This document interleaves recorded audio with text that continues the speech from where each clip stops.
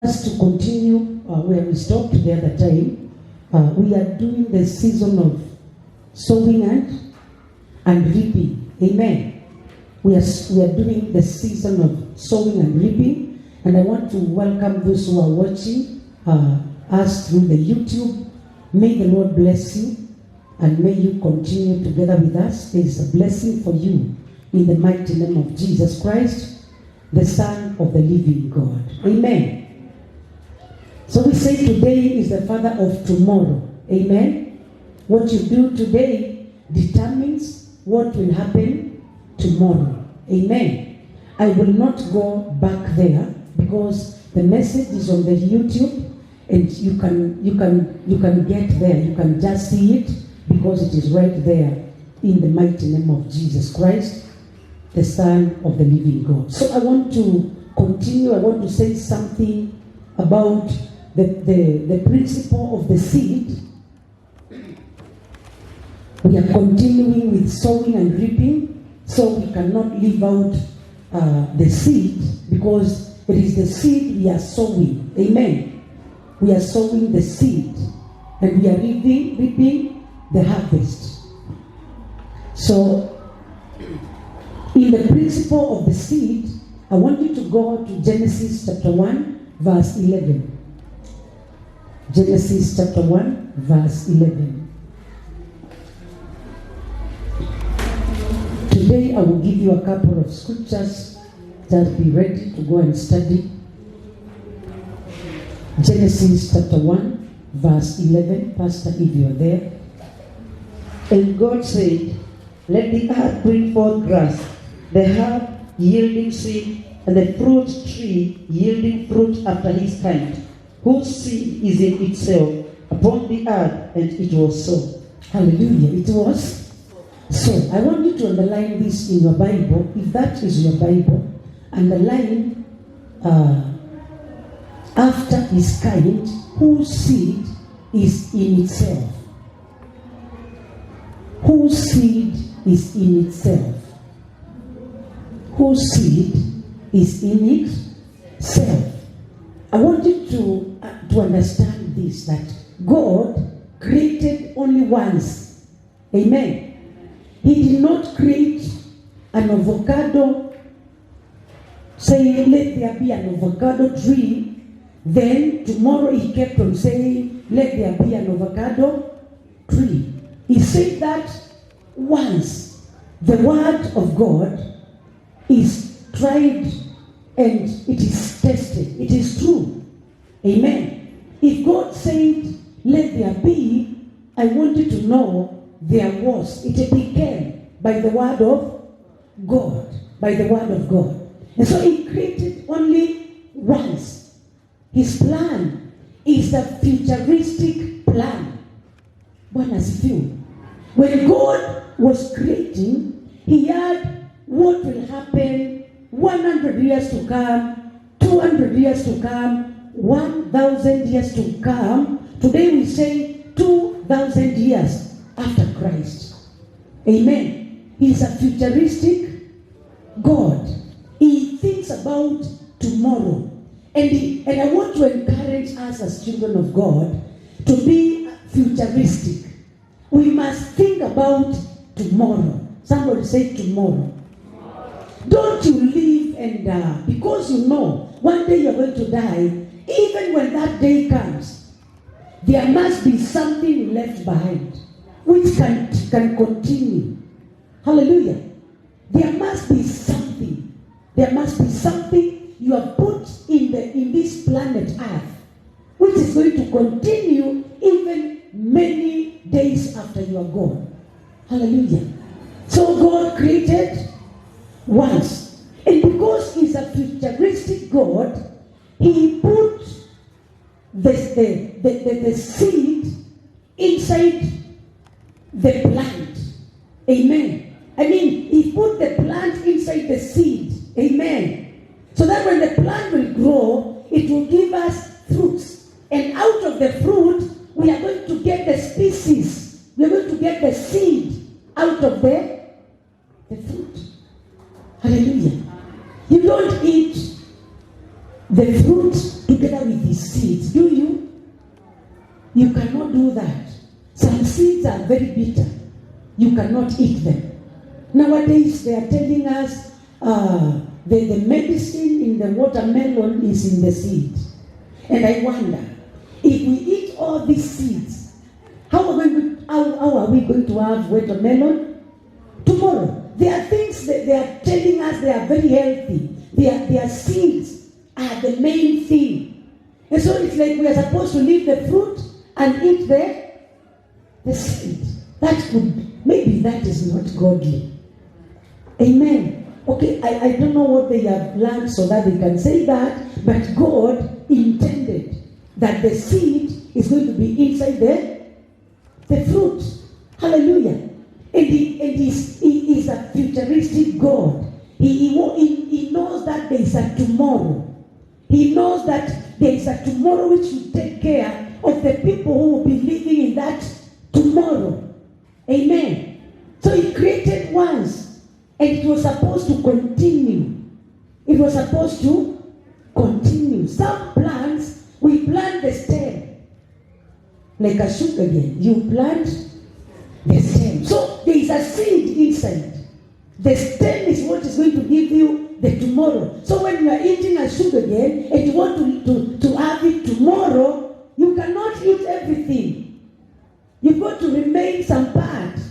You cut it and put it aside, so that when it rains, you're going to protect that seed, and it's going to give you another plant tomorrow. So every seed which has potential to give you a tomorrow is inside that plant. There's a seed in every plant. Amen. So my statement is, God created only once. His plan is so futuristic that it put within each plant a seed of potential. Amen. So you've got to make sure that the seed you are keeping for tomorrow, it has the potential. Amen. It has the potential to grow again tomorrow. That is why farmers select seeds. Amen. You don't put every seed and say that is a seed. They choose. If it is maize, they choose the fat ones, the good ones, those which look healthy. Those are the ones which are kept for tomorrow. You don't find a farmer looking for a small maize which has thin seeds to plant. You plant the best. Amen. So that you know it has potential. Amen. It has potential. I'm talking about God, who has a plan for the future. And us, because we are the children of God, we are supposed to have that discipline. We are supposed to have that knowledge. We are supposed to have that wisdom. So that if we want to live tomorrow, we plant today. Amen. We plant today. So this is life. Seed is what carries life. And you cannot joke around with life. Amen. You cannot joke around with life. If you want to be extinguished, you don't plant the seed. Then you have no maize. You have no beans. Amen. So some farmers who have planted beans, this rain was for beans. Amen. Beans have done very well this time, not like maize. So if people say you will not plant beans, then they are looking at other plantations and they are saying, wow, I wish I planted. So you plant and you wait upon God. Amen. So the seed holds the key to reproduction and thereby eliminates the possibility of extinction. It is by the seed that you cannot be removed. Extinction. Kutoa. Bwana asifiwe. Kutoa kitu. When Wangari Maathai was alive, there are some seeds she had taken to places outside this country, I hear she looked at some of the species and she saw they are going to be done away with. They will not be there. If you don't keep those seeds, they will not be there. So there are countries which keep the seeds. So she transported them there. I've not followed that story to know whether and which were those seeds. Amen. But I know as an environmentalist, she used to take care of the environment and she used to take care of plants. She just loved nature. Amen. And she could do anything so that nature is preserved. Hallelujah.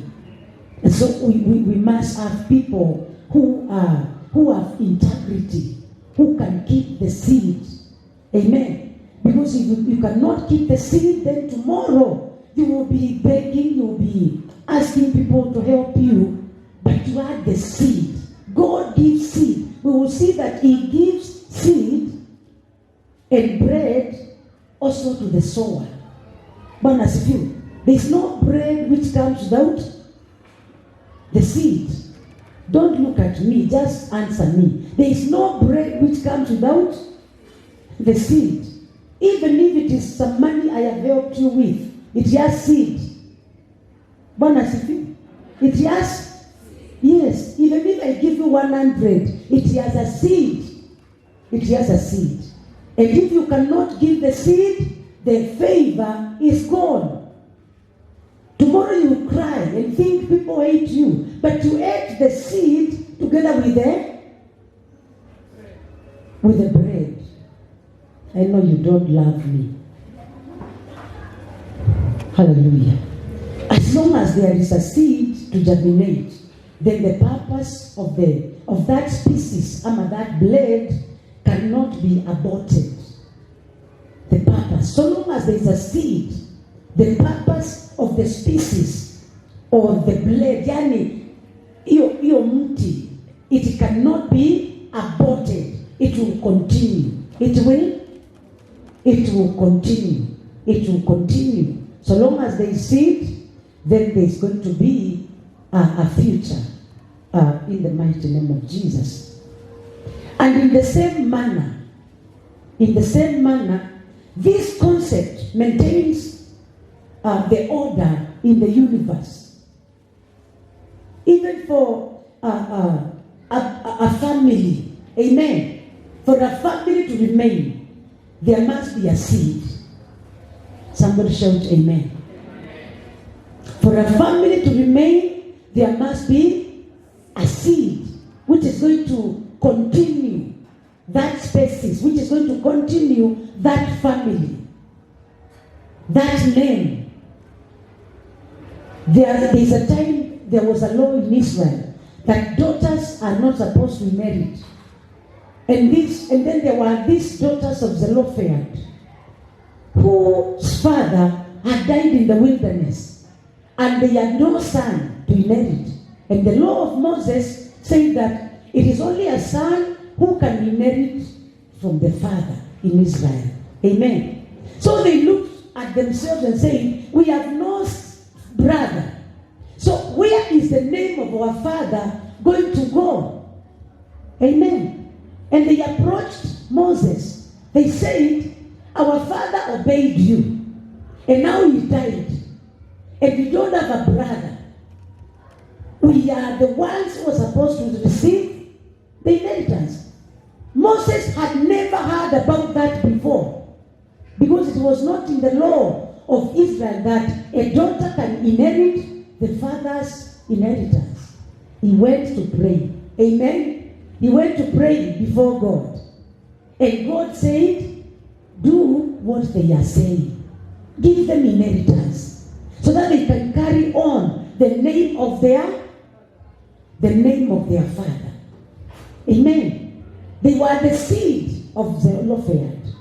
And so they had to carry the name of their father. So even in a family, there must be a seed which is going to cause that name to continue. Amen. Are you getting me? So that law. So if God has created you, you have the potential You have a seed inside you. Say amen. You have a seed inside. In everybody there is a seed which can continue even when they are not there. Hallelujah. Take care of your seed. Tell your neighbor, take care of your seed. It is true about the ministry, about the church. Amen. Paul said to Timothy, pass what I am teaching you to other men who are also going to pass it to other men. So it is through us that the seed of the word of God is going to be preserved to go to the next generation. Hallelujah. There are people who are doing nothing about the word of God we are preaching here. And I want to just encourage you that this word is a seed. You cannot die with it. You've got to pass it to another person who is going to pass it to another person, so that the word of God, even when Apostle Rhoda is not there, the word will be heard. Amen. Because I released the seed to all of you. So I know many preachers here are coming up so that they can proclaim the word. They can continue with the word. Say, I am one of them. How serious are you? Amen. Are you one of them? May the Lord bless you. Because this word has to be heard. In your village, I might never get there, but it needs to be heard. Amen. In the place where you work, I might never visit you there. The word has to be in your own house, to your husband, to your children. You are the one to pass it there. It is a seed. Amen. It is a seed, and that is why we work now with sons, because I am supposed to impart you as a son, then you take it to another generation, and then we take it to another generation. And if Jesus tarries, then the word is going to be preached all over. Bwana asifiwe. It is going to be preached. And nowadays it is very easy to preach. You can use your phone. Amen. You can use your phone. You can just pass the scripture through your phone and tell us how you understand it. Amen. Or even give it the way it is. Hallelujah. It is very easy to preach nowadays. Amen. And so this word has to be passed to sons who have integrity. Bwana asifiwe. Sons who have integrity. It is through the integrity of the seed that tomorrow there can be a generation which is coming up. Integrity of the seed, to preserve it. Amen. You see, to preserve something you need to have integrity. Somebody say integrity. To pass what I am giving you to the other generation, you've got to do it faithfully and also with a lot of integrity. Bwana asifiwe. And that is why we need sons who have integrity. You see, if you don't have integrity, you will fight. Amen. You will fight. And let me tell you something. This word, there are so many people who have not heard it. Amen. And they're waiting for sons to go there. And you don't have to fight over anything. Amen. You don't have to fight your father. You need to just do what you're supposed to do as a son. Amen. Seeing people fighting their pastors, fighting their bishops, as if the altar is only one. Amen. There are so many places we go out there and you still propagate the gospel. It's an altar. Bwana asifiwe. It is an altar out there. Amen. When you are singing here, Pastor Teresia, you are still preaching the word. It must be the word. When you are working in the place where you work, you can still preach the word. And when we come here on Sunday, we say, how many people have we brought to the kingdom? Say, I talked to one sister, I talked to one brother. Can we pray for them now Amen. And they will get saved. Even if they don't come here, they will still go to church. Hallelujah.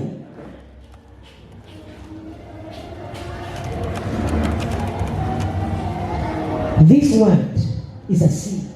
Amen. And the purpose of the seed is reproduction. The purpose of the seed is reproduction. Now, having said that, I want us to understand something about planting. Something about planting. You've got to know this about planting. If you're writing, write this about planting. Just write about planting. Because there is something you need to know about planting. Read for us, Pastor. 1 Corinthians 9:10. 1 Corinthians 9:10. Write the scriptures, please. You will read them when you go home.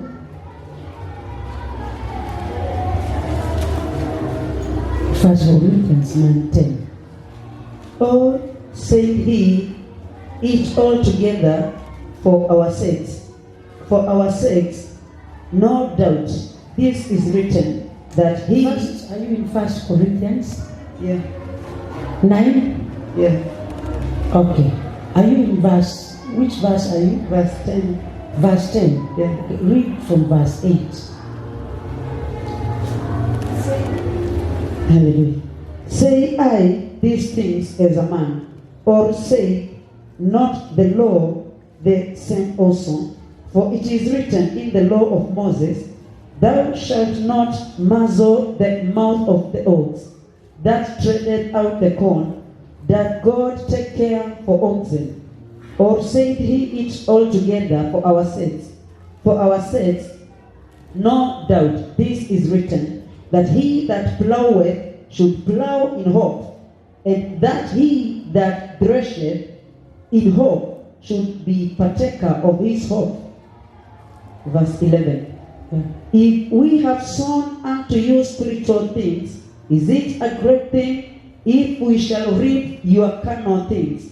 If Hallelujah. Just stop there. Hallelujah.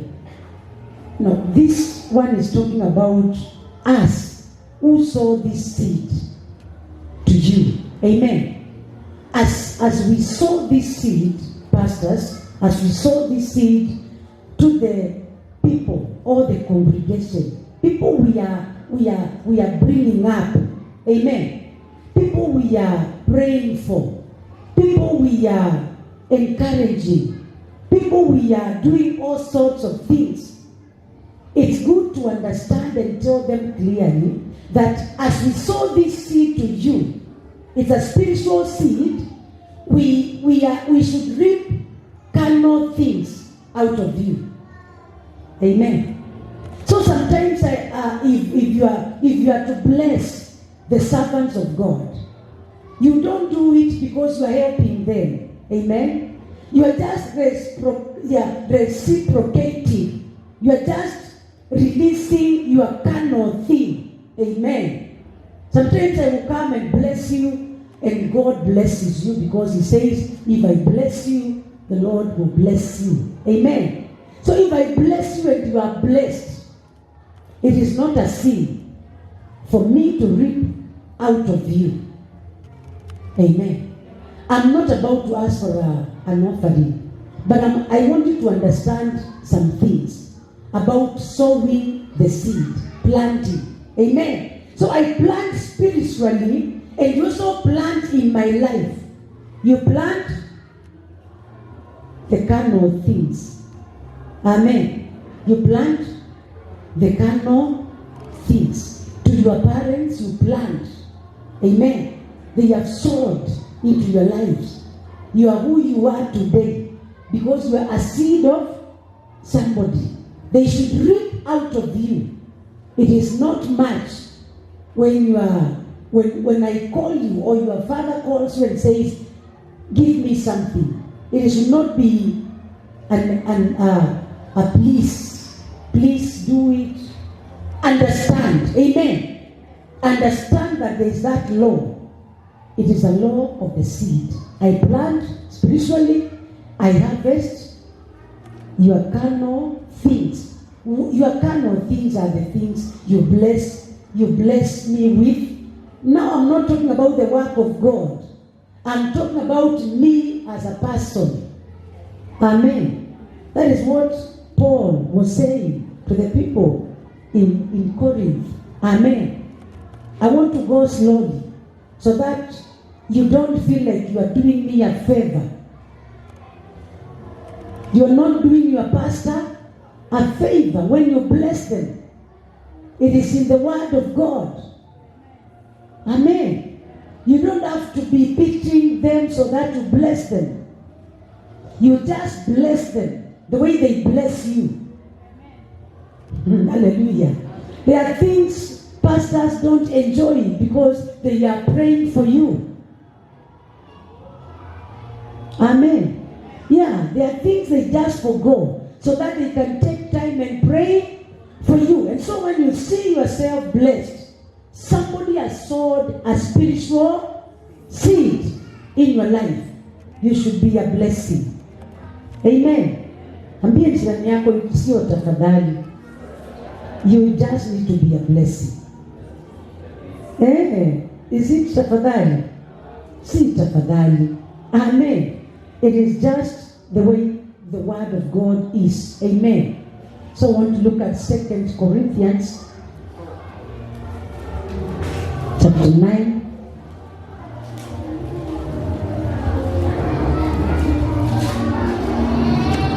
Verse, read from 8 also to 10.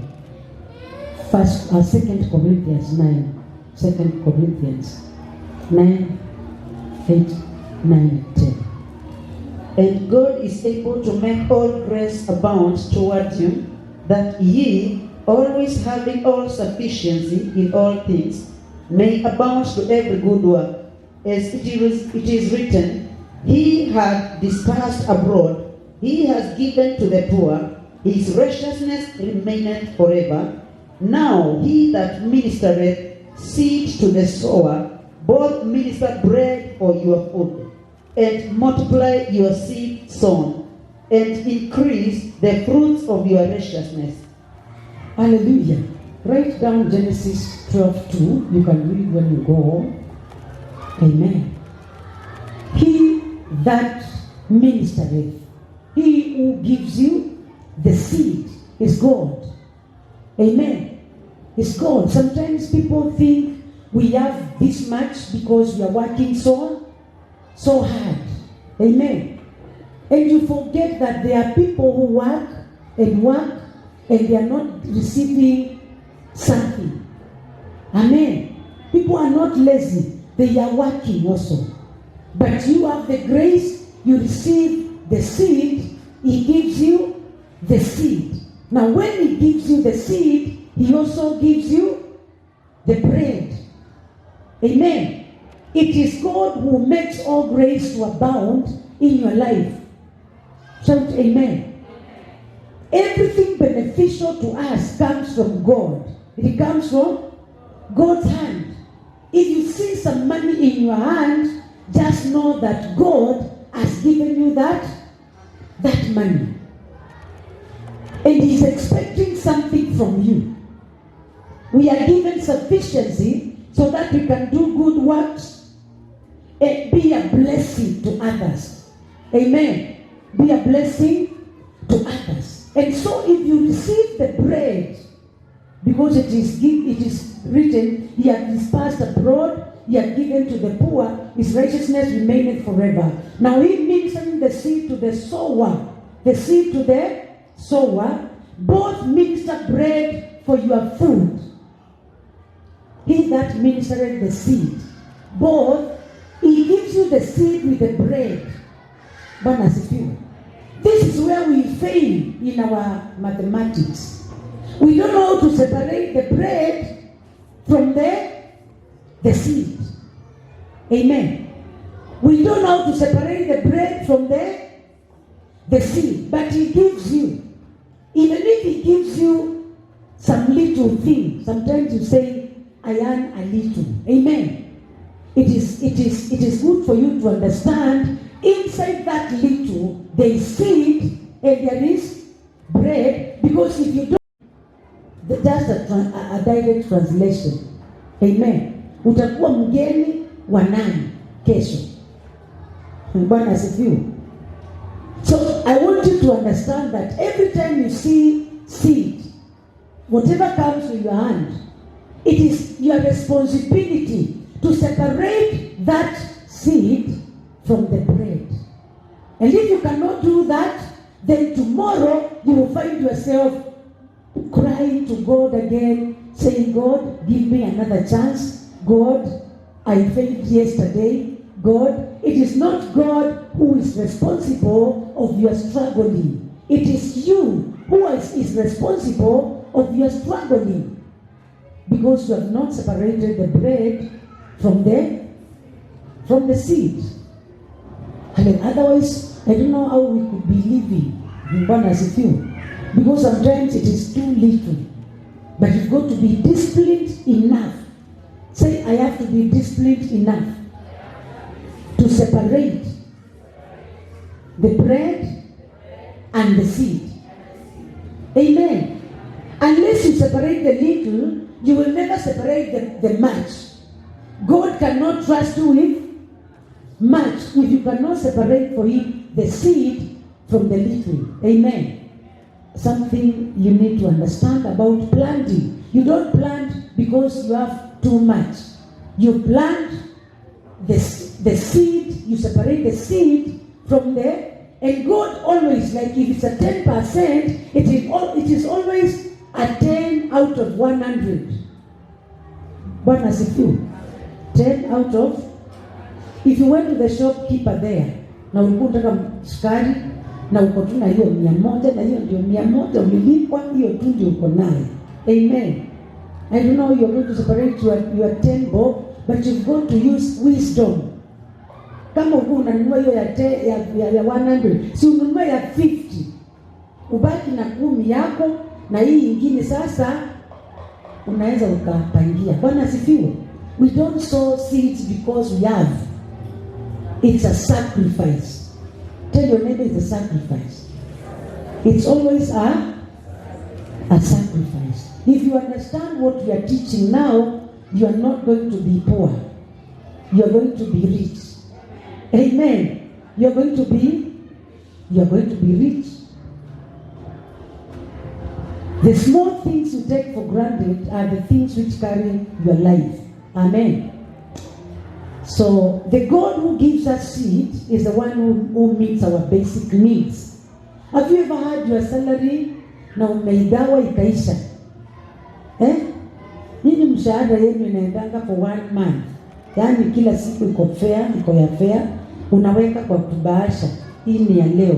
Fares ni ya 200, lunch ni 100, jioni ni 200, so unaweka hiyo 500 ya leo. Hivyo, that is how you do things. You find yourself wanting almost every time you are paid. Bwana asifiwe. Unaenda unahesabu, unaona ni kama hii haitawahi kutoshea. But God intends that you live the whole month. Amen. Only sowers know how to live without money. They live. Amen. They live because they have to harvest. Amen. They have to harvest. So it is God who multiplies our seed sown. Not the seed you are. Once you sow it, amen. Once you sow the seed, say you sowed 1 kg of sugar to somebody in the church. Bwana asifiwe. You told them, go and take this sugar. It is from me. It is my seed. Amen. It is God who knows how to multiply that seed you have sowed. Amen. God knows how to. You don't know how to multiply. It is the responsibility of God. Once it is in the ground, yeye ndiye anajua. Bwana asifiwe. He knows how to multiply that seed. Amen. Behind there, amen. God bless you. If you can understand what I'm saying, then you will leave some worries to God. You see, sometimes you hold your life too dear to yourself. And unless God gives you life, you don't have life. So unless God blesses you, you are not blessed. Unless God gives you food, you cannot eat. Hallelujah. So you've got to learn how to release the seed and release the responsibility of the growth of the seed to God. If you are sowing it to me, I might not multiply it. But if you are sowing it to the Lord through me, amen, God, you are sowing to, will multiply that seed. Amen. He knows how to multiply. It is his work. So I am here to ask you, when you sow your seed, also leave the responsibility of growth to him. Amen. Because he's the one who knows how to multiply the seed sown and increases us. He begins to increase us spiritually. Amen. Let me tell you something about somebody who has sowed a seed and they know they sowed it to God and they know God is responsible of growth. They know God can multiply the seed. Let me tell you how they do it. Because number one, God will multiply you spiritually. He will give you the joy of the Lord. Amen. He will give you the joy. Do you know where joy comes from? You just find yourself with joy. Eh? Do you know how it comes? You don't know how it comes. Amen. Do you know how peace comes? But when you sow your seed to God and you leave it for him to multiply, you will also receive the peace of God, which surpasses man's understanding. And you will find yourself lifting up your prayer to God, and you will find yourself acknowledging that God is able to multiply that seed. You are able to tell God, I am waiting upon you. I told you the other time, you don't sow today and reap today. It is in another time to come when you reap your harvest. You don't sow today and reap today. So as you wait for your harvest, you need the joy of the Lord. As you wait for your harvest, you need the peace of God. As you wait for your harvest, you need to be glad. You need him to make you glad. He has made me glad. He's the one who has such kind of things. We don't have them in this world. We don't have gladness. He gives it unto us. We don't have joy. We don't have peace. It is the Father to give us. Amen. So every sower who understands the principle of the seed will release it to God, and then they are going to wait upon God and not frowning your face. Amen. Not saying you don't know what is happening to me. You don't know how I'm feeling. You don't know. You don't know what I was told yesterday. No, that is not for us to receive. Amen. You sowed it to God, and I also told you you don't sow when you are happy. Sowing moment is a sacrifice moment. The Bible says those who sow in tears. Why tears? There is something you have forgone so that you can give that seed. Amen. Kuna kitu umekosa. Like when you are praying and fasting, do you know what you're supposed to do? You were supposed to eat that day. Even if it was ile kahawa chungu kunywe, you're supposed to give it to somebody who is needy. And then you say, I'm giving out because I'm praying and fasting. And so let's so rejoice in that. Let them drink my meal. Let them eat my meat today. Let them do this today. You are sowing in tears. Amen. Some people wait for their comfort. You wait for abundance so that you will begin to sow. And you are telling Pastor, I will give my tithe when I have plenty. If your soul, if your spirit is poor, you will never be rich to give God. By the way, seeds are sold by generous people who are rich in the spirit. Bwana asifiwe. You've got to be rich in the spirit. That is why sometimes hii hata huko nyumbani kuna mtu anakuuza kuja unisaidie tulime. Sio ati umelima shamba yako, unaacha yako unaenda kulima and then you are sowing a seed. Not so that atakuja akusaidie. Forget about tit for tat. That is not seed sowing. Will this one be able to bless me? Where will they get money to bless? It's not a chama. Sio chama. Because a chama unaona vitu vyako vinachukuliwa. You were not sowing a seed. It was tit for tat. Ni nani yako na nguvu? Amen. We don't do the things of God like that. We must be broken-hearted first. Amen. It costs us to sow a seed. Amen. I can give what I have and remain like that. Na nirudi kwa mwenyewe.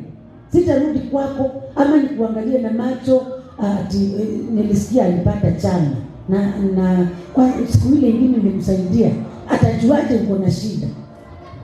Na chama yangu iko na uhusiano mgani na shida yako? Bwana asifiwe. We touch God so that he can touch somebody to sow a seed to you. Kuna watu, I told you, I'll tell you later when I'm through. Amen. Amen. It is like you want me to do it because you did it. Amen. That is not the way God works. But in another form, you've got to also sow a seed to me, and another time you will find me I will find you in a need, and I will also sow a seed to you. Na itakuwa kwa sababu ya ile, itakuwa ni kwa sababu tunampenda Mungu. Bwana asifiwe. Kwa sababu tunampenda Mungu. Ambia jirani yako, mimi nampenda Mungu. Hallelujah. There are things I said about planting. We are dealing with planting right now. Mark 4:27. Mark 4:27. Please be quick. I want to finish this quickest possible. Mark 4:27. And should sleep and rise night and day, and the seed should spring and grow up, he knoweth not how. Hallelujah. Read it again. Mark 4:27. And should sleep and rise night and day, and the seed should spring and grow up, he knoweth not how. Hallelujah. Once you sow your seed, or once you sow the word, like now I'm sowing the word of God to you, I don't know how long it will take to grow. So I should sow the seed. I'm talking about the season of planting. You plant the seed, you are not supposed to know how it will grow. Amen. That is what the Bible says in Mark 4:27. It is not your responsibility to keep checking every day. Bwana asifiwe. You plant today, and every day you are going to check. I planted in Pastor Timo's life, and you go to check. Kuna mazao. Amen. Kuna mazao. Na saa hizo unampigia simu Pastor Timo, unakumbuka vile nilikubariki? Unakumbuka? Bwana asifiwe. When you sow, you cannot tell how it grows, but it grows. It's a mystery. Bwana asifiwe. It's a mystery. When you sow your seed, then you can't understand how it will grow. But one day you will see it has grown, and you can receive your harvest. Amen. So don't be so. It should not be your only thing. I sold to so and so. Unaona siku hizi vile anatembea, ni mimi nilimbariki. Bwana asifiwe. That is not the thing. Amen. Don't supervise. When you sow your seed, toka hapo. Bwana asifiwe.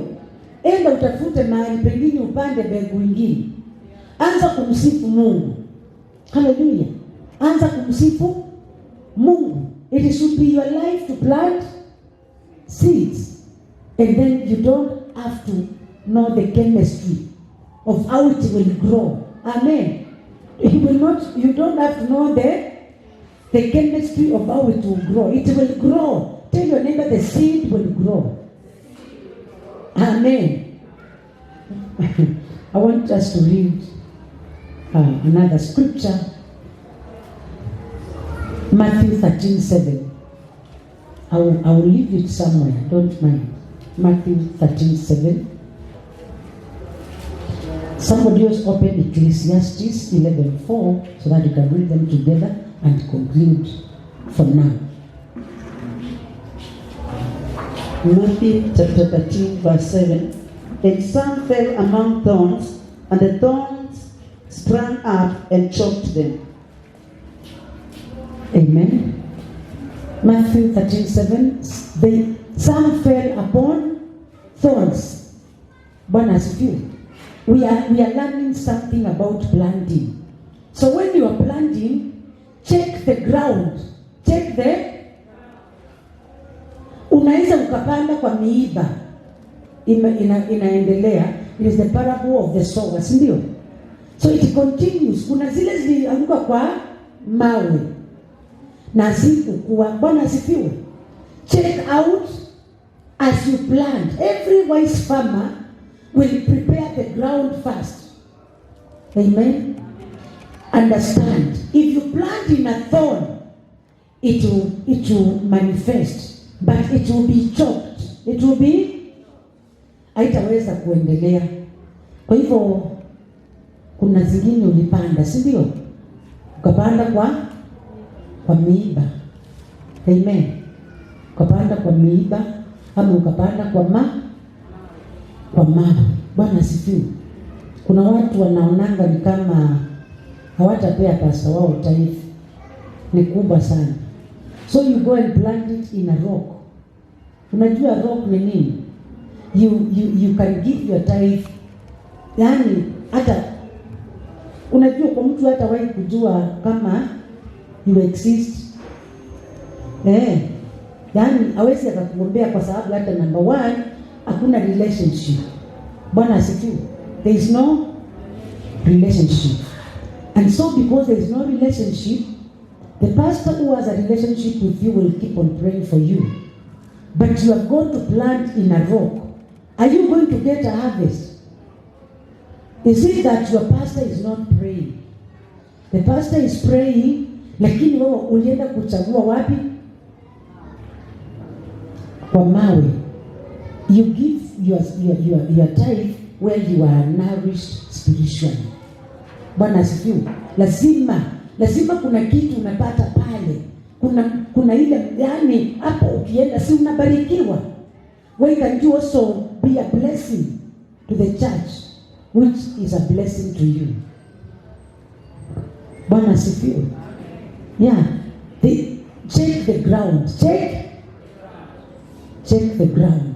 The enemy can deceive you, but check the ground. Angalia sana. Bwana asifiwe. So that you don't say I planted. Si ulipanda kwa miiba.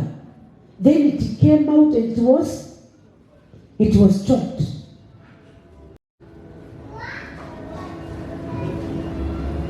The other one, Ecclesiastes 11:4.